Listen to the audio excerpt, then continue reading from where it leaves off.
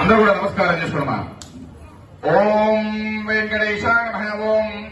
శేషాద్రిణియ నమః. అందరూ కూడా మనసులో ఓం నమో నారాయణాయ అనుకున్నాం. అందరూ కూడా